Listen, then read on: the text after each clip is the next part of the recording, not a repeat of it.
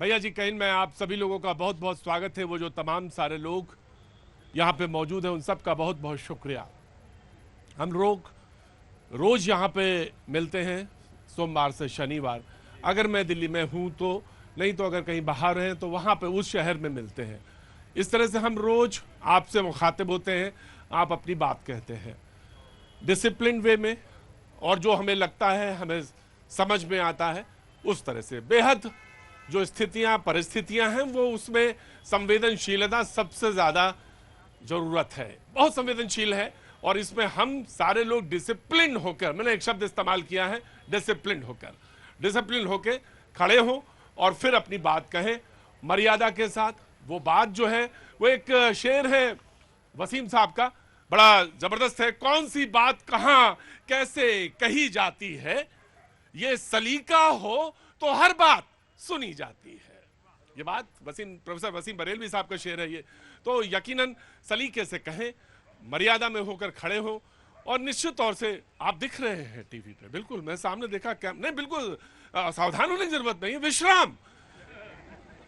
हाँ, ऐसा कुछ नहीं है कि आप हाँ यहाँ तो बिल्कुल आप विश्राम की मुद्रा में हैं, कोई ऐसा नहीं है, रिलैक्स रहें। लेकिन बस जो बात मैंने कही वो समझ में आ गई ना आपको? हाँ बस ठीक, मैं यही चाहता था कि कन्वे हो जाए आप तक। तुलसीदास जी कुछ कहना चाहते हैं स्थितियों पे, परिस्थितियों पे? मैं परिस्थिति में यही कहना चाहता हूँ कि आज का विषय शायद वही है। हाँ बिल्कुल, मैंने कहा कि बात जो है सलीके से कही जाए तो हर सुनिए। मतलब एक तरफ हम आपसे तो सलीके की बात कह रहे हैं कि आप सलीका रखिए, पॉलिटिकल पार्टी कहाँ पे कौन बातें कह रही है ये ऐसा अगर मैं रख दूं सारी की सारी बातें तो अभी आपका खून खोल जाए, वो मुझे करना ही नहीं है। वो जो बातें, अब वो कांग्रेस ये कहती है कि भाई मेरा जो बयान है वो बयान ये है, और उन्होंने मना किया। भाई ये कांग्रेस कहती है कि ये हमने बात कही है, अब हमारे नेता जो है क्या कहते रहते हैं ये बात अलग है।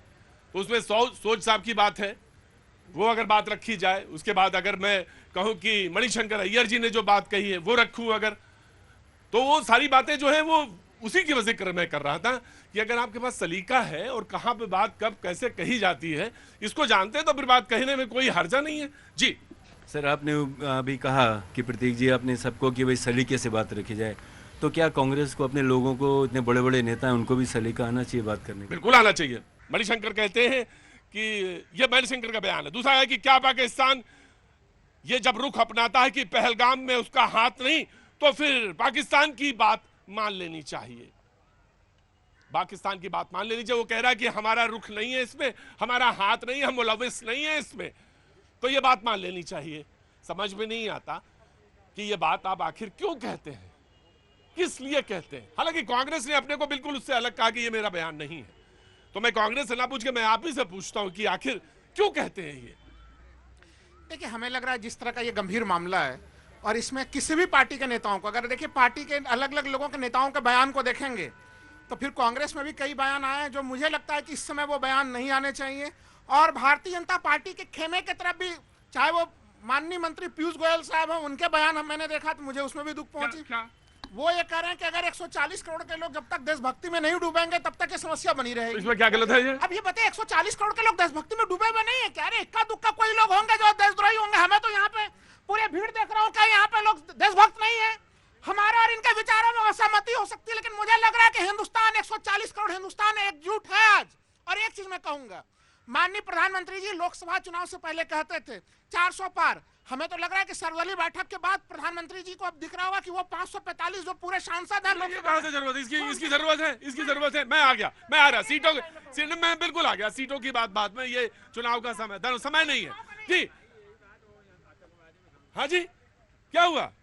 अब खड़े रहो आराम से, मुझे मालूम है तुम्हारी बात समझ में आ गई इनकी, जैसे इन्होंने चुनाव की बात कही। जी हाँ जी हाँ। लीडर की जो आवाज निकलते हैं ना, ये फट फट करके जो पीड़ा निकल रही है, पिनपिना के जो सांप निकल रहे हैं बाहर, वो इसलिए है सर। और इसलिए सवाल खड़ा होता है कि बंगाल के अंदर पाकिस्तान का झंडा लहराया जाता है और कहा जाता है ये घटना सही है, और ममता बनर्जी चुप रहती है केवल वोट बैंक के लिए। यह आवाज तब निकलता है जब झारखंड का एक मंत्री कहता है हमें सरिया कानून पहले पसंद है और संविधान बाद में है। यह सवाल तब खड़ा होता है जब पाकिस्तान जीतता है तो हमारे ही मुल्क में क्यों किसी को लोग निकल के पड़ाके फोड़ने लग जाते हैं, उसको संरक्षण देते हैं। वो कौन लोग जो पत्थर पकड़ाने वाले को मासूम बताते हैं। अगर सही तर्ज पे अगर हमारा फैज भाई मुसलमान है, अगर हमारे कलाम जो मुसलमान है, तो उन मुसलमानों को हम नमन करेंगे, लेकिन कसाब के पक्षधर को हम फांसी पे लटकाएंगे। बिल्कुल लटकाइए आप। लेकिन वो एक बयान और भी आया, और वो कितना बढ़िया बयान, उन्होंने कहा कि ये जो लश्कर तैयबा वाले हैं, ये पाकिस्तान की जो सियासत है, ये जो पाकिस्तान की जो सियासतदान हैं, उनकी नाजायज संतान है। और ये बयान ओवैसी साहब का है। ओवैसी साहब कह रहे हैं कि ये नाजायज संतान है लश्कर तैयबा वाले उनकी। और ये तमाम सारी बात आज उन्होंने भी बोला। मैं जो बात जहां से कही जा रही है उसकी तस्दीक होनी चाहिए, उसको बिल्कुल उसी संदर्भ और प्रसंग के साथ रखा जाना चाहिए। ओवैसी साहब ने बिल्कुल बात सही कही और तस्दीक किया उसको, और उन्होंने कहा ये नाजायज संतान है, तो वो उस बात को भी रखे हैं आप। सवाल ये है कि हम बयान दे रहे हैं। हमने एक बात, यहाँ पे एक शख्स खड़ा था परसों नरसों, यहीं जहां पे आप खड़ी हैं, साधारण से पता नहीं आज दिखे नहीं मुझे। मैं आ रहा हूं मैं आपके पास आ रहा हूं। आपके पास इतना बड़ा मैटर है कि सब समेट देंगे आप आज ही। चुपचाप खड़े रहिए आप, हाँ आप जाइए, बाद में हाँ मैं आ रहा हूं। मुल्क की बात कर ले पहले, मैं मुल्क की बात कर लूं, फिर उसके बाद आऊंगा। उसने कहा कि हम 144 करोड़ है ना, तो हम 144 करोड़ एक ही काम कर सकते हैं कि जैसे बाजी खड़े हैं, हम सारे लोग डिसिप्लिन वे में एक साथ खड़े होकर कहें कि देश के जो सियासतदान हैं, जो सियासत करते हैं, जो लीडरान हैं, और जो सियासी पार्टियां हैं, और जो सरकार है, हम उसके साथ हैं, हम उसके साथ डिसिप्लिन होकर खड़े हैं। ये बात कह सकते हैं। लेकिन ना, जबान से हम जो है ना वो कहेंगे नहीं तो बात बनेगी कैसे। और जब ऐसे ही समय में जब आप चिढ़ाते हैं, या जो मैं इसी शब्द इस्तेमाल कर रहा हूं चिढ़ाने का, आप चिढ़ाते हैं, घाव में नमक छिड़कते हैं, और ये गलत है। मैं जी कांग्रेस को एक बहुत गंभीर विषय यह भी है कि आखिर रॉबर्ट वाड्रा जैसे लोग ये क्या कह के दर्शाना चाहते हैं कि ये घटना घटी, यहाँ मुसलमानों को दबाया जा रहा है। अरे कौन सा मुसलमान यहाँ दबा हुआ है? दबे वही होंगे जो सांप के तरफ फनफनाना चाहते हैं, क्योंकि उनको कुचलने का काम अब भारत सरकार कर रही है। किसी मैं एक शब्द मैं कोई कुचलने का नहीं है। नहीं वो बहन मेरे पीछे बहन खड़ी हुई मुस्कुरा रही है, देख रही है, वो मेरे पीछे खड़ी हुई बहन मैंने देख रही है, मुझे मुस्कुरा रही है। नहीं किसी को कुचलना नहीं है। जो कुचले हुए हैं, जो इस सियासत से डूबे हुए हैं, या जो एकदम दिमाग से एकदम पैदल है, मैं उनकी बात ही नहीं करता। मैं तो उन लोगों की बात करता हूं जो ओह क्या बात है, वाह, वो पीछे खड़ी है बहन मेरी, और पीछे से हाथ हिला रहे, वो परिवार आया वो कि बोले आप बोलिए तो हम आपके साथ खड़े हुए हैं। ये वो लोग हैं। कहां से आना हुआ हुजूर?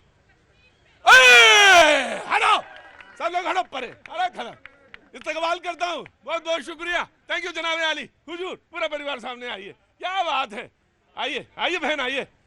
क्या बात है, कश्मीर से आए हैं, बहुत बहुत शुक्रिया, थैंक यू सो मच। क्या नाम है साहब? समीर है नाम मेरा। समीर। बहन आपका नाम?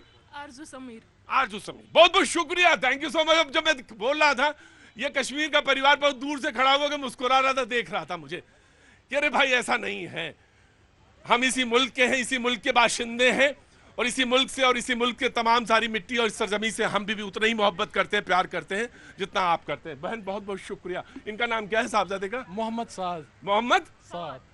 वाह, बहुत अच्छे, बहुत बहुत शुक्रिया। नाउ यू से कांग्रेस।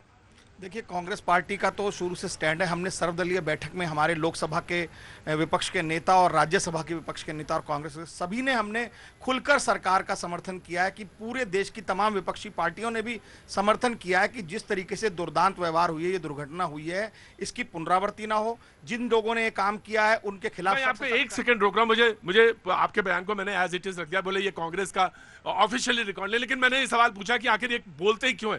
फैज मैं आपको खड़ा करना चाहता हूं। फैज भाई, मैं ये जानना चाहता हूं कि हिंदुस्तान में मुसलमान को दबाया गया, या दबे हुए हैं, या कुचले हुए हैं, या आपको परेशान किया जाता है? जी बिस्मिल्लाहिर्रहमानिर्रहीम। भारत माता की वंदे। देखिए, एक बयान आया है कि मुसलमान कमजोर है, उन्हें दबाया गया है। स्पष्ट यही बयान था कि कमजोर हैं, इसलिए घटना हो रही है। मेरे अंदर किसी तरह की कमजोरी दिख रही है आपको? किसी तरह की मर्दाना या जनाना नहीं हुजूर, नहीं हुजूर, नहीं हुजूर, कोई कमजोरी मेरे अंदर नहीं दिख रही है। अब सुनिए, कश्मीर में यह घटना घटी, कश्मीर का परिवार आया हुआ है। सबसे ज्यादा ताली इन भारतवासियों ने, इन हिंदुओं ने, इन सिखों ने बजाई कश्मीर के परिवार के लिए। क्या मुसलमान दबा हुआ है? क्या मुसलमान कुचला हुआ है? बिल्कुल नहीं। एक मैं आ रहा, मैं ना ना ना ना, मुझे तो बहन को मैंने तो इनको देखा ही नहीं था। मैंने तो बहन को देखा दूर से कोने से कि वो मुस्कुरा रही थी देख के, और फिर उसने ऐसे अंगूठा ऊपर कर दिया। मैंने कहा हाँ। फिर मैंने पूछा कहाँ से आए हो, तो कहने लगे कश्मीर से आए। कितने दिन हो गए मैं आ रहा हूँ सर? कितने दिन हुए? अभी 20 दिन से हम इधर। 20 दिन से। इंशाल्लाह आप बड़े आराम से रहिए, तसल्ली से। वो घूमने आए हैं या यूं ही? नहीं, एक्चुअली डॉक्टर के पास बचा। अच्छा, डॉक्टर के पास आए थे। अल्लाह इनको तमाम सारी सेहत दे और बहुत आमीन सुम्मा आमीन आमीन आमीन। जी जनाब आली बोलिए। देखिए, यहाँ पर हमारे सभी भाइयों ने सिद्ध कर दिया कि हर आंख का तारा है, तारा ही रहेगा। जन्नत का नजारा है, नजारा ही रहेगा। दहशत से कभी हम न डरे थे, न डरेंगे। कश्मीर हमारा है, हमारा ही रहेगा। अभी आपके शो में ये प्रूफ हुआ। सब कश्मीरी भाइयों को गले लगाया गया यहाँ पर। अब दूसरी बात मैं ये कहना चाहूंगा कि कैसे मुसलमान उपेक्षित है। मणिशंकर अय्यर कह रहे हैं दुनिया के सबसे ज्यादा मुसलमान भारत में, दुनिया की सबसे ज्यादा मस्जिदें भारत में, इस्लाम के तमाम फिरके भारत में सबसे ज्यादा सुरक्षित, और मुसलमान कमजोर है कहते हैं। और फिर यह भी कहते हैं कि ये पार्टी का बयान नहीं है। पार्टी टेबल कुर्सी और चार दीवारी का नाम नहीं है, पार्टी कार्यकर्ताओं का नाम है। यदि कार्यकर्ता कोई बयान देता है तो पार्टी को जिम्मेदारी लेनी पड़ेगी और इन लोगों को रोकना पड़ेगा ऐसे बयान देने। मेरा नाम मोहम्मद फैज खान है, गूगल में सर्च करके देखना। पूरा भारत 15,000 किलोमीटर 30 महीना पैदल चला हूं। 80% टाइम हिंदुओं के घरों में, मंदिरों में, मठों में रुका हूं। सबने फूलमाला डालकर मेरा स्वागत किया। मोहम्मद फैज खान होने के नाम पर किसने कंकड़ नहीं मारा। जी जी जनाब आली, दुख होता है जब आप ऐसा बोलते हैं या आपकी पार्टी से या ऐसा रिएक्शन आता है तो लगता है कि फिर कैसा है हिंदुस्तान, किस तरह। क्या हुआ बहन, क्या हो गया? सब ठीक है? हमने बोला कि इनके सोच के जैसा सबका सोच हो। हाँ! इनकी जैसे सोच के तमाम सारे, ऐसा नहीं है हम लोगों में भी, हमको भी बहुत सारी सोचें बदलनी है और हम लोग की भी सोच की बात है। यकीनन फैज अपनी बात कह रहे हैं तो हमको भी बात सोचने की जरूरत है। अगर हम बात कहते तो एक शीशा मेरे पास होना चाहिए जिसमें हम अपनी भी तस्वीर देखें। कांग्रेस के प्रवक्ता हरनाम जी। देखिए, सबसे पहली बात, कांग्रेस के अधिकृत बयान में मैंने आपको पहले ही कहा कि मैंने भी बोल दिया, कांग्रेस की पूरी पार्टी और कांग्रेस के विपक्ष के नेता राज्यसभा और लोकसभा के, हमने सरकार को पूर्ण समर्थन दिया है कि उठिए। तो इन लोगों को क्या खुला छोड़ दिया है आपने? देखिए सुनिए, जैसे सोच साहब है, कर्नाटक के मंत्री हैं, ये बयान देते हैं। देखिए, मणिशंकर अय्यर जी के बारे में हमें पहले भी पता है कि वो ऐसे अनाप शनाप बयान हमेशा देते रहे हैं। उनको पार्टी से कई बार एक्सपेल कर चुके हैं हम, और अभी भी वो एक्सपेल्ड है पार्टी से। तो वो जब उनका हमारा अधिकृत बयान ही नहीं, इतनी बड़ी पार्टी है, इतनी बड़ी पार्टी में अगर कोई कार्यकर्ता या एक्सपेल्ड लीडर अगर इस तरीके की बात कर रहा है, इससे कांग्रेस का कोई सरोकार नहीं है। कांग्रेस बिल्कुल देश की एकता अखंडता के लिए, सौहार्द के लिए, अमनो अमान के लिए, चैन सुकून शांति के लिए सरकार के साथ खड़ी है। लेकिन हम सरकार से ये भी चाहते हैं कि जिन निर्दोष लोगों की हत्या हुई है उनको न्याय मिले। जो लोग जिन्होंने दुर्दांत व्यवहार किया उनके साथ कड़े से कड़ा सख्त कदम उठाया जाए।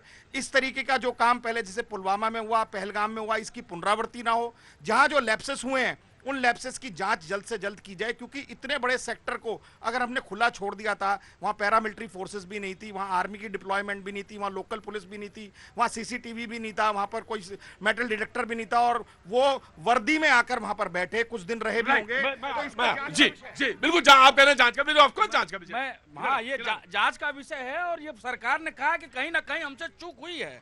लेकिन ये भी देखना पड़ेगा कि इस देश में आए दिन इस देश में पाकिस्तान बार बार यह हरकत करता रहा, लेकिन फिर भी मेरे कांग्रेस के मित्र कांग्रेस पाकिस्तान से रिश्ता नहीं तोड़े हैं। आज भी अभी 15 दिन पहले पाकिस्तान एम्बेसी में रोजा इफ्तियार करने चले गए थे। ये इन्होंने सोनिया गांधी जी गई थी, अखिलेश यादव जी गए थे, संजय सिंह जी गए थे। वो कहे थे भाईचारा, दुश्मन मतलब कि दूरी बना करके नहीं रहना चाहिए, नजदीक जाएंगे तो भाईचारा होगा। वो भाईचारा 15 दिन के अंदर दिख गया जब उन्होंने हमारे देश के पर्यटकों को मारा। बताइए, भारतीय जनता पार्टी का एक भी कार्यकर्ता, नेता, प्रवक्ता कभी पाकिस्तान एम्बेसी में गया? पाकिस्तान में अगर मोदी जी गए तो बम फेंक करके आए। मोदी जी बिरयानी खाने भी चले गए, सौले के भी चले गए, आडवाणी जी मजार पे मत्था टेक के भी आ गए। ये भी बोलो। अरे सुनिए, जब जरूरत पड़ती है ना तो दहशतगर्द जो पत्थरबाज है ना, उनके 7,000 मुकदमे भी वापस ही सरकार ले लेती है। जब महबूबा मुफ्ती के साथ आपकी सरकार सुन लीजिए, पत्थरबाजों के मुकदमे वापस लिए, सीज फायर भी की, सब कुछ किया, क्योंकि महबूबा मुफ्ती के साथ सरकार भी चलानी थी, क्योंकि आतंकियों की हिमायत कर रहे थे ना। लेकिन सरकार बनानी है तो सब कुछ स्वीकार है। लेकिन मैं ये कहना चाहता हूं कि आज समय वो नहीं है कि आलोचना की जाए, आज समय वो है कि मिले सुर मेरा तुम्हारा तो सुर बने हमारा। आज पूरा देश एक है, सारी पार्टियां एक साथ हैं, सबने सरकार को ये मजबूती दी है कि आप कोई भी निर्णय ले सकते हैं, सरकार के साथ पूरी देश की जनता है, सारी पार्टियां उनके साथ है। ये जो 22 अप्रैल को हुआ है ये सिर्फ आतंकी घटना नहीं है सर, ये सिविलाइजेशनल वॉर है और इस सिविलाइजेशनल वॉर में हर व्यक्ति को अपनी अपनी लड़ाई लड़नी होगी। पॉलिटिकल पार्टीज एक साथ आके लड़ रहे हैं, फौज उनको ढूंढ के लड़ रही है, एनआईए इन्वेस्टिगेशन करके लड़ रही है और हमें और आपको अपनी सिविलाइजेशन वापस लाके लड़ना होगा। याद रखिए जिस नदी वितास्ता का जिक्र मैंने किया उस वितास्ता को आज वितास्ता के नाम से कोई नहीं जानता, उसे आप झेलम के नाम से जानते हैं। आज जिस पर्वत को आप नीलम कह रहे हैं वो नीलम नहीं है, वो कृष्ण गंगा है, मां शारदा का देश। सर आप हंस रहे हैं, मैं कोट कर सकता हूं आपके लिए, चीजें कोट कर सकता हूं पुराण में ऋग्वेद की। राइट मैं जानना चाहता हूं, या जब से भारतीय जनता पार्टी आई है वो पाकिस्तान से नहीं हट रही, हिंदू मुसलमान से नहीं हट रही, मंदिर मस्जिद से नहीं हट रही, औरंगजेब बाबर से नहीं हट रही।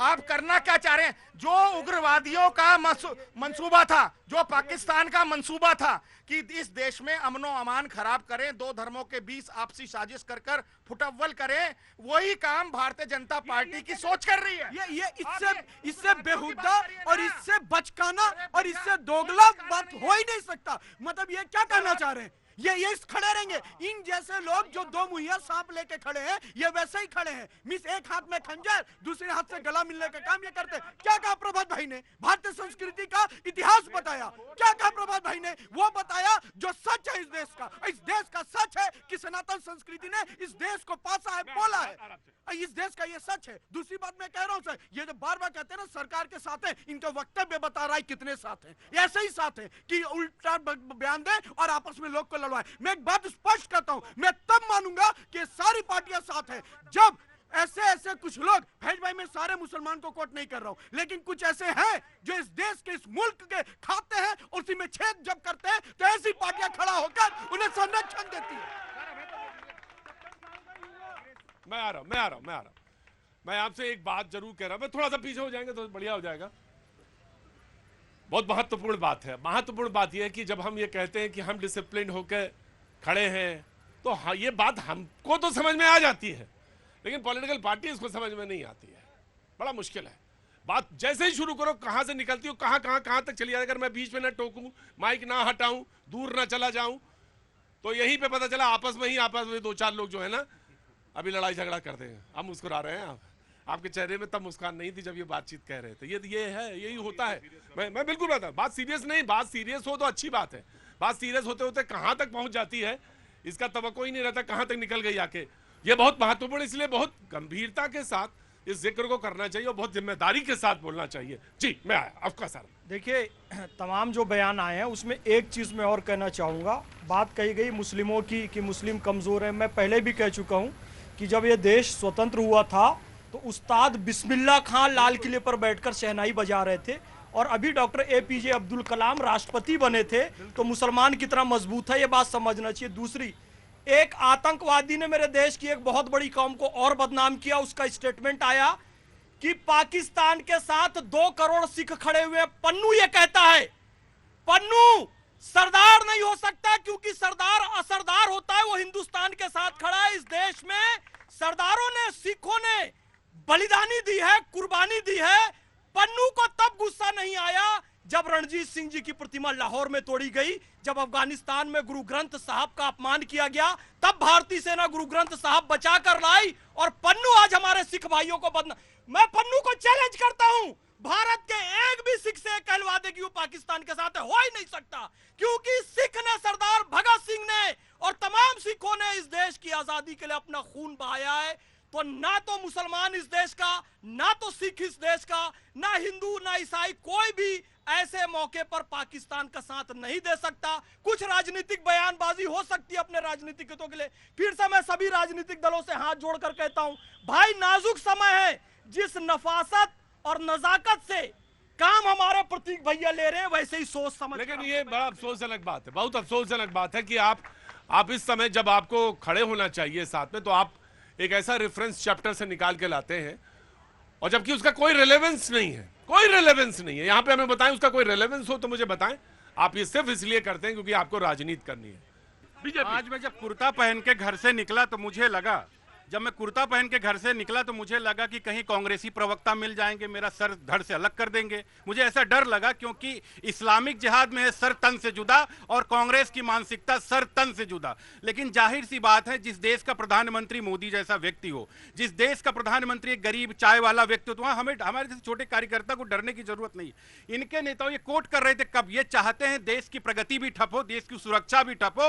और इनके जो नेता हैं क्या बयान देते हैं, रॉबर्ट वढेरा जी अभी इन्होंने खूब छाती पीटी ना, हाय दैया ये हुआ, हाय दैया ये हुआ। उसके बाद क्या करने लगे, कवर फायरिंग करने लगे स्लीपर सेल की तरीके से कि भाई वहां पे इनके मतलब कई, अभी कल के चैनलों में कई जगह में डिबेट में था, इनके प्रवक्ता आते थे, पूछते थे कि जो आतंकवादी उनका घर कैसे गिरा। ये फोकस नहीं गया कि 7 दिन जिस बच्ची की शादी का हुआ था, जिस बहन की शादी का हुआ था, उसके मांग का सिंदूर मिट गया, हाथ की मेहंदी नहीं मिटी। मतलब किस मुंह से, किस उसके आंख से आंख मिला के आप खड़े हो सकते हैं।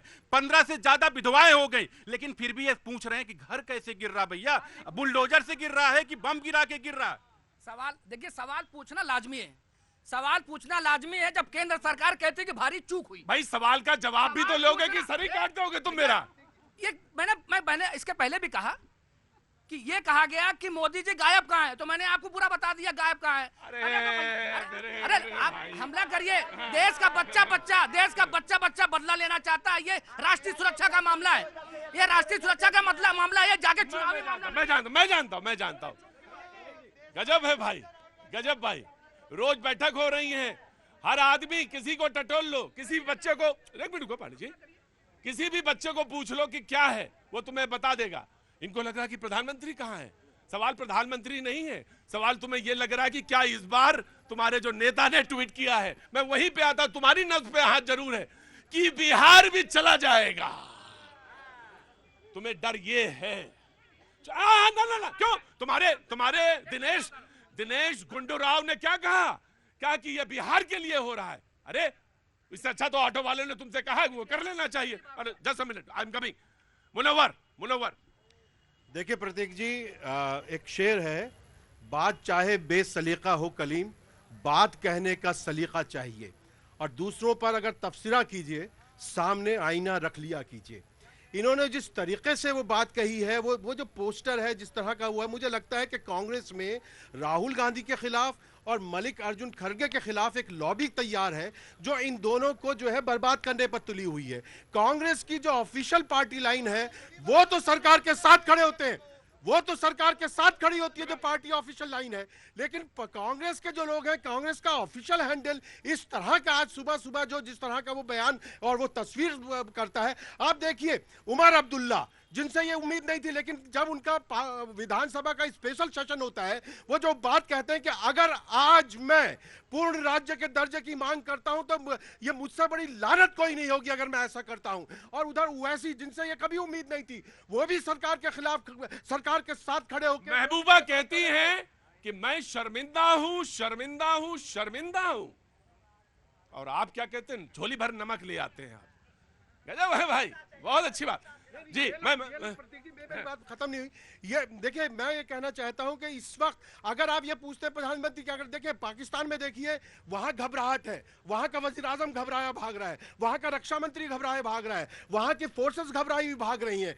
हम दुनिया को ये दिखाना चाहते हैं कि हम इतने ताकतवर हैं, हम पीछे से जो कुछ डिस्कस तो कुछ और कर रहे हैं, डिस्कस तो कुछ और कर रहे हैं।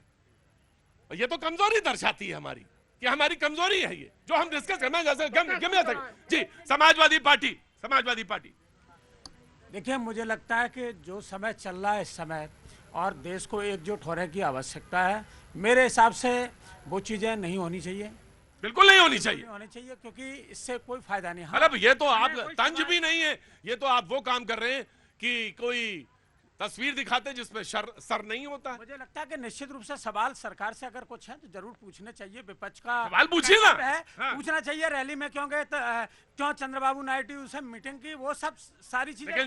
मैं एक बात कहूंगा, रैली में जाके वो कभी अंग्रेजी में नहीं बोलते, कभी नहीं अंग्रेजी में बोले, लेकिन वो अंग्रेजी में बोले और वो कहीं संदेश दे रहे। देखिए, मैं उसको भी जायज नहीं ठहरा सकता हूँ, क्योंकि देश पर अगर ऐसी आपदा तो नहीं करना चाहिए। लेकिन जो तस्वीर आई, जो चित्र छापा वो मुझे लगता है कि मेरे हिसाब से कि ऐसे समय में जहां एकता की बहुत आवश्यकता है वहां ये अच्छा मैसेज इससे नहीं जाता है। मुझे लग रहा है कि पाकिस्तान बहुत कमजोर है, कमजोर है इसीलिए तो ऐसे बार कर रहा है, पीछे से बार कर रहा है। पीछे से बार इसलिए कर रहा है, हिंदू मुस्लिम का एंगल ला रहा है। पीछे से बार इसलिए कर रहा है, वो जानता है कि हिंदू मुसलमान लड़ाई कराओ। वो लड़ने लायक नहीं है, भारत के सामने कहीं टिक नहीं सकता है, इसलिए वो ऐसे बार कर रहा है।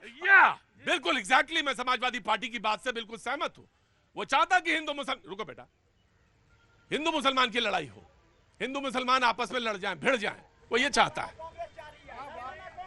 एक मिनट रुको चाचा, रुको चाचा, आ रहा हूं चाचा।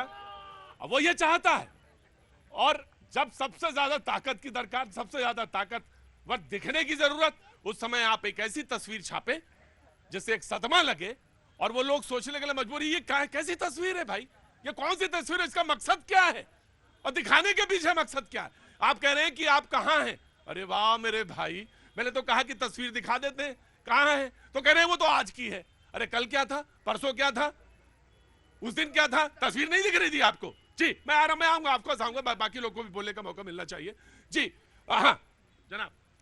देखिए इस बात से तो मैं भी सहमत हूं कि देखिए अगर भारतीय जनता पार्टी या पूरा सेंटेंस बोला करिए, उसको बीच में एडिट मत किया करिए। एडिट बिल्कुल नहीं कर रहा, मैं कह रहा हूं कि जो मैं भी इस बात से सहमत हूं कि वो तस्वीर उस रूप में प्रस्तुत नहीं होनी चाहिए। एग्जैक्टली खत्म हो गई बात। मेरा यही काम है, मैं अखबार वाला नहीं हूं, मैं जबान मुंह से बोलने वाली चीज मुझे पता चल जाता कि एडिट कब आप मार रहे हैं, कहां एडिट मारेंगे आप। अब आप बोलिए, बिल्कुल वो नॉट इन गुड टेस्ट। जनाब अली कैसे हैं? बढ़िया हूं। कहां से आना हुआ? नहीं, दिल्ली रहता हूं। कौन सी दिल्ली 6 में? नहीं, ये मयूर विहार फेज 3। अच्छा क्या नाम हो गया? इरशाद अहमद। वाह इरशाद भाई कैसे हैं? बहुत बढ़िया। हाँ तो बोलिए। देखिए ये हिंदू मुसलमान वाली बात नहीं है, हम 140 करोड़ आदमी हैं जिसमें 25% मुसलमान हैं। मेरे भाइयों को हिंदू को एक तरफ हटा दो, हम 35 करोड़ आदमी पाकिस्तान को अकेले बहुत हैं। बॉर्डर खोल दो, समझे मेरे भाई, किसी भाई को भी तकलीफ होगी तो वो हमें तकलीफ होगी। हमारे देश के प्रधानमंत्री मजबूत प्रधानमंत्री है, और इन दोगली राजनीतियों को बोल देना चाहता हूं मैं आपके चैनल के माध्यम से, ये समझदार हो जाइए। पाकिस्तान का जो साथ देते ना, चुपचाप रहो, चुपचाप। मुझे मालूम है तुमको मैं पाकिस्तान के बॉर्डर पे ले चलूंगा। देखिए 140 करोड़ की बात करते हैं हमारे प्रधानमंत्री, इन भाइयों को कोई किसी को तकलीफ होगा तो सबसे आगे हम आएंगे। 35 करोड़, बॉर्डर खोल दो, हथियार हमें दे दो, हम ही बहुत हैं पाकिस्तान को। वाह मोहम्मद इरशाद, वाह। ना अरे ना कोई बॉर्डर ऑर्डर नहीं, ये समझदारों का मुल्क है, ये गैर पढ़े लिखों का मुल्क नहीं है। हाँ ना तुम्हें, मुझे मालूम है सबसे ज्यादा जब सबसे ज्यादा समझदारी हो रही थी तुम्हें मिला था। और सुनो, यहाँ पे वायरल होने वाले लोग नहीं खड़े होते हैं, अगर तुम्हें वायरल होना तो उधर जाओ, उस सड़क के उस पार। जी now please complete your sentence. चुपचाप। हाँ मैं ये कह रहा था कि देखिए वो जो तस्वीर जिस रूप में था वो मुझे भी पसंद नहीं आया, लेकिन तस्वीर के पीछे की अगर विपक्ष ये आलोचना करना चाह रहा था कि प्रधानमंत्री उपस्थित नहीं है, गंभीरता के साथ काम नहीं कर रहे हैं, तो उसे कुछ दूसरे रूप में प्रस्तुत किया जा सकता था, और उस रूप में वो आलोचना। मैं आपसे पूछा, वो तो बात हो गई, इन्होंने कह दिया, मैं आ रहा हूं, just give me a second, मैं आपको देख लिया। कहां आपको लगा कि प्रधानमंत्री गंभीर नहीं नजर आ रहे, सरकार गंभीर नहीं नजर आ रही? बताइए ना, मुझे उदाहरण दीजिए ना कि कौन सी ऐसी चीज है जहां आपको लग रहा है कि आप बराबर एक ही चीज कर रहे हैं। कौवा कान ले गया।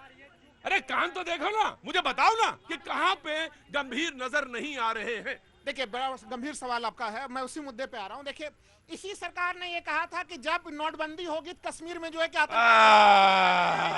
मैं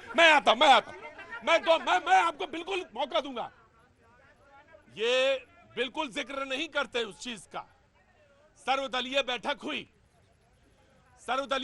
हुई, मैं बताता हूं, सर्वदलीय बैठक में आमी ने एक प्रेजेंटेशन दिया और सबने उसको सराहा, सारे लोग, कांग्रेस भी थी वहां पे, सबने कहा हाँ ठीक है। बाहर आके ये तस्वीर समझ भी नहीं आता भाई, आप ये कहिए ना, ये कौन सी, मैं इन्हीं से पूछना चाह रहा हूं, सर्वदलीय बैठक कब हुई थी, गए थे कि नहीं गए थे, और वहां पर प्रेजेंटेशन हुआ था या नहीं हुआ था? सर्वदलीय बैठक में माननीय प्रधानमंत्री जी की उपस्थिति होनी चाहिए कि नहीं होनी चाहिए थी? मैं तो ये कह रहा हूं कि सर्वदलीय बैठक आज हमें काफी अच्छा लग रहा है, जब हम लोग देख रहे हैं कि प्रधानमंत्री जी प्रधानमंत्री निवास में बैठा है, तमाम लोगों की वो नेतृत्व कर रहे हैं, दिल खुश हो रहा है देख के। लेकिन जब उस दिन सर्वदलीय बैठक हो रही थी, उस दिन माननीय प्रधानमंत्री नहीं थे, ये चीजें हमें अच्छा नहीं लगी। कम से कम इतना गंभीर मामले पर जब एक सर्वदलीय बैठक हुई थी, उनकी उपस्थिति मैं आपको जवाब, कांग्रेस को जवाब नहीं दे रहा हूं, मैं जवाब आपको दे रहा हूं। अच्छा तो मुझे ये भी नहीं लगता, आज एक मिनट को, अच्छा तो मुझे ये भी नहीं लगता कि लीडर ऑफ ऑपोजिशन देश से बाहर जाएं और देश की बुराई करें। अच्छा तो मुझे ये भी नहीं लगता। मैं आप ही को दूंगा, माइक दे दूंगा। अच्छा तो मुझे ये भी नहीं लगता। अच्छा तो बहुत सारी चीजें नहीं लगती, लेकिन आपको मैं ये जानना चाहता हूं कि कौन सी ऐसी गंभीरता है। ये मोहम्मद इरशाद खड़े हैं, उत्तेजना से काम नहीं है मोहम्मद इरशाद, है ना। बहुत आराम से तसल्ली के साथ घर में पानी पियो और आराम से रहो। जो काम कर रहे हो वही काम करते रहो, कोई एक्स्ट्रा वर्क नहीं करना है आपको, समझे। कोई एक्स्ट्रा काम नहीं करना है जाके कि वहां चलना है, बस चुपचाप वही काम जो कर रहे हो वही काम करते रहो। जी, now you please complete your sentence. एक पंक्ति में यही कहूंगा, हाँ, 2001 में हम लोगों ने देखा अमेरिका में आतंकवाद की कितनी बड़ी घटना घटी और उन्होंने उससे सीख ली, और अब वहां पे देखिए उस प्रकार के बड़े पैमाने वाली घटना नहीं घटी। मैं यही चाहूंगा कि तमाम आज जो माननीय प्रधानमंत्री बैठक कर रहे हैं, उसका अंतिम निष्कर्ष ये निकले कि भारत में विशेषकर जम्मू कश्मीर में इस प्रकार के बड़े घटनाएं हम लोग को देखने के लिए ना मिले और पाकिस्तान को कठोर सबक सिखाया जाए। यही सबसे सर्वश्रेष्ठ समय जब पीओके को भारत में शामिल कराने से संबंधित रणनीतियों पर भी गंभीरता के साथ विचार किया जाना चाहिए। वो समय भी अब आ चुका है सर। वो चूंकि देखिए सिंधु ने हमें एक मिनट, मैं दे देता हूँ, मैं इसके बाद कांग्रेस के पास आ रहा हूँ। जी देखिए कांग्रेस मैं आ रहा हूँ। उसके लिए समय तो बेटा चाहिए ना, वो लगे हुए हैं, काम पे लगे हुए हैं। और जिया मैं यकीन दिलाता हूँ गुरु नानक की तरफ से, कृष्णा की तरफ से, श्री राम की तरफ से, कि वो सारे काम होंगे जो आप सोच रहे हो, वो सारे काम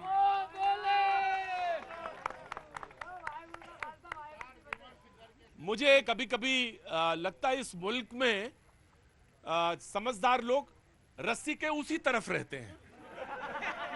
ये जो रस्सी बंधी है ना, ये जो रस्सी बंधी है, मुल्क के ज्यादा समझदार लोग रस्सी के इसी तरफ रहते हैं, इस तरफ नहीं रहते। नहीं, अंदर वाला भी यही है।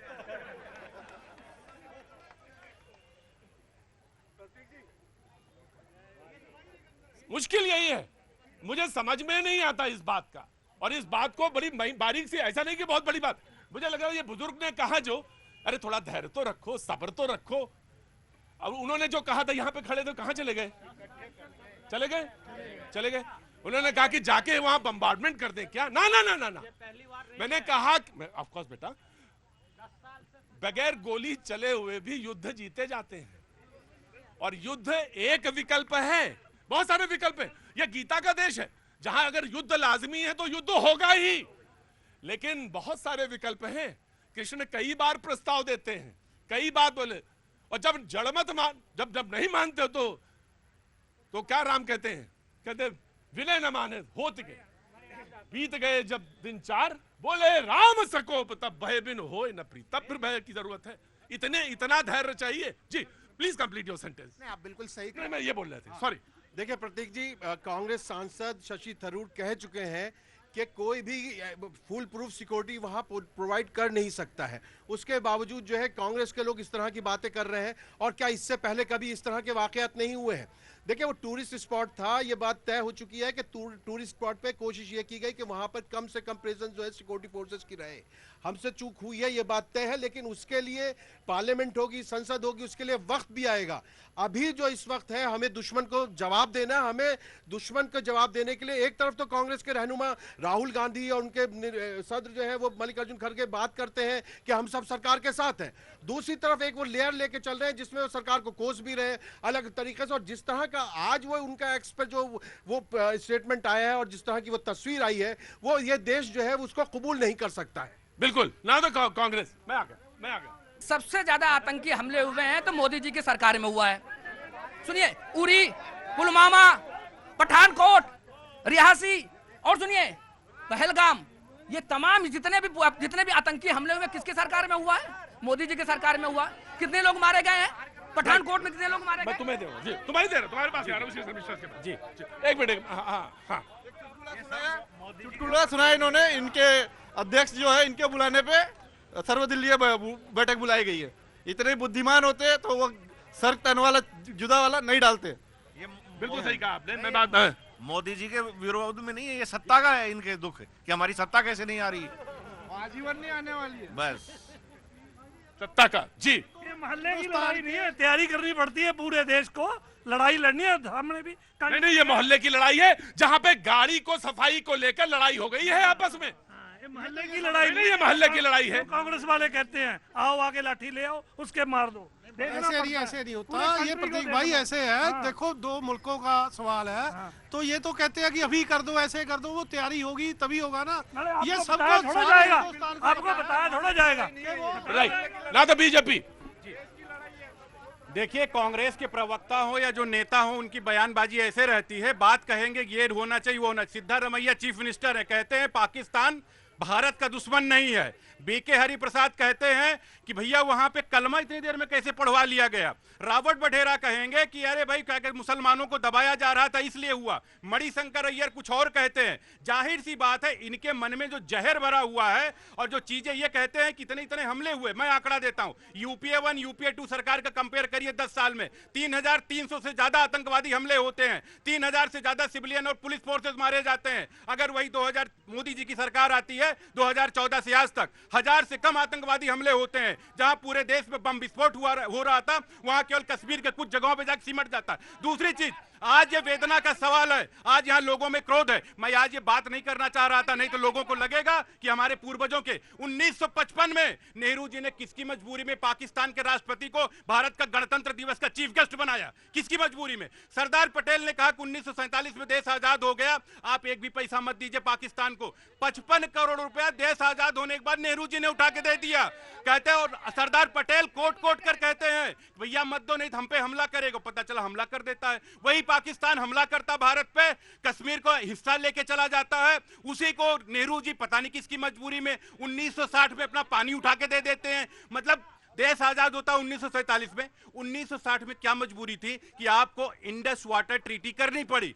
मैं ये यहां पे ये कहने के लिए नहीं खड़ा हूं कि अगर भारत के सैनिकों ने पाक के 93,000 सैनिकों को कब्जा करके बैठाए हुए थे, कम से कम पीओके के लिए निगोशिएट कर लेते, कम से कम आप गुरु नानक का जहां जन्म हुआ उसको निगोशिएट कर लेते। मैं उसके लिए यहां नहीं खड़ा हुआ हूं कि कांग्रेस के नेता राहुल गांधी केवल मुस्लिम वोट जोड़ो यात्रा करते हैं। मैं आया जी। देखिए अनिरुद्ध जी 1947 तक गए, मैं उतना पीछे नहीं जाऊंगा, मैं तो 2016 तक ही रहूंगा।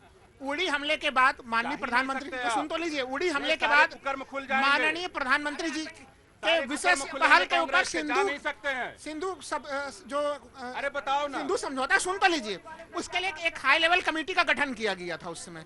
क्योंकि उसमें 30% पानी भारत अपने पास रख सकता है, 70% पानी पाकिस्तान के पास जाएगा। उस 30% पानी को कैसे हम अपने तरफ स्टोर कर सके, उसके लिए था 2016 में वो हाई लेवल कमेटी बनी थी। आज हम लोग 2025 में, बताइए उस हाई लेवल कमेटी की रिपोर्टिंग्स क्या है अभी तक? मैं बताता हूं आपको, मैं बताता हूं। पाकिस्तान की तरफ से कमिश्नर थे, आजकल वो कनाडा के वो देशवासी हो गए। पाकिस्तान पे उन पे इल्जाम लगा, पाकिस्तान के तमाम सारे लोगों ने कहा कि वो भारत के हाथों बिक गए। वो कमिश्नर थे, ये कमिश्नर यहां से नियुक्त होता है, कमिश्नर वहां से नियुक्त होता है। वहां का जो कमिश्नर नियुक्त था वो चला गया कनाडा का, और कहा गया बार बार कि उसको लेके आइए, लेके बाद में तय हुआ कि नहीं, कनाडा से वो वापस नहीं आ सकता, वहां का वो नागरिक हो गया। आपको क्या मतलब, यही तो है कि तार्किक रूप से जो पढ़ी हुई, जो दूसरी बात जो आप बार बार कह रहे थे, बाकी जो लोगों की जरूरत नहीं है, यही मोहम्मद इरशाद को ले जाइए, आप काम हो जाएगा आपका। बात दरअसल जहां से शुरू की थी मैंने वो ये कि बात अगर सलीके से कही जाए तो सुनी जाती है। यहां से बात हुई थी और कहा था कि वो बयान आखिर कौन से बयान है जो इस वक्त गैर जरूरी थे लेकिन क्यों कहे गए। मिसाल के तौर पे हिमाचल प्रदेश के मंत्री हैं, उनका एक बयान है, पहली लाइन मैं माफी के साथ नहीं बोलूंगा क्योंकि वो सेंटेंस पूरा नहीं करूंगा मैं, लेकिन आधा हिस्सा मैं पढ़ देता हूं। जब कुछ नहीं आता तो, यानी जब कुछ नहीं आता किसे? हमें मतलब कौन? भारत। जब कुछ नहीं आता तो ये पड़ोसी पर थोप देते हैं। ये हिमाचल के एक मंत्री का बयान है। लेकिन ऐसा नहीं है कि कांग्रेस में कोई एक दो लोग और नहीं है, और लोग हैं। शशि थरूर भी हैं। उन्होंने कहा कि कोई भी देश 100% खुफिया जानकारी नहीं रख सकता। और वो जब उन्हें लगा कि ये तो बीजेपी की तरफ से जाता हुआ बयान है, ये देश की तरफ, बीजेपी नहीं देश की तरफ जाता हुआ बयान है, तो कांग्रेस के एक नेता हैं उदित राज, उन्होंने कहा कि शशि थरूर जी कांग्रेसी हैं या बीजेपी हैं। अगर कोई ये कहे कि 100% किसी की खुफिया इंटेलिजेंस नहीं हो सकती, तो ये बयान जो है बीजेपी हो जाता है। और वहीं एक मंत्री जो हिमाचल प्रदेश के, वो कहते हैं और पूछते हैं कि कहते हैं कि पूरी दुनिया थूक रही है। ये कौन सा बयान है, ये कैसा बयान है, ये मैं यही जानना चाहता हूं। और इस पर मजम्मत होनी चाहिए। समाजवादी पार्टी बोलना चाहती, कोई भी मंत्री हो, कोई संतरी हो, कोई नेता हो, कोई पार्टी हो, कोई देश से बड़ा कोई भी नहीं है। जब देश रहेगा तो हम भी रहेंगे, देश से बड़ा कोई भी नहीं है। तो किसी को भी इस तरीके के बयान उलझुल, और वो भी इस समय पे बिल्कुल भी नहीं देना चाहिए। कोई भी हो उसकी निंदा होनी चाहिए, बिल्कुल निंदा होनी चाहिए। मुझे लगता है इस समय देश को स्ट्राइक करे आतंकियों पर, साथ ही डिप्लोमेसी। आप मानते हैं ना कि कांग्रेस पार्टी के नेता में ऐसे ऐसे लोग हैं जो कि कुछ भी कभी भी कुछ भी बोल सकते हैं, उनके ऊपर कोई पाबंदी नहीं है। लेकिन यही अगर विपक्ष कभी भी, आज मैं देश को कहना चाहता हूं, मेरे देशवासियों, हमारे धर्म पर आए दिन हमले होते हैं, हम पर हमले होते हैं, हमारे आस्था पर होते हैं। हम क्या करें? क्या हम चंद्रशेखर आजाद बन जाए या नेताजी सुभाष चंद्र बोस बन जाए?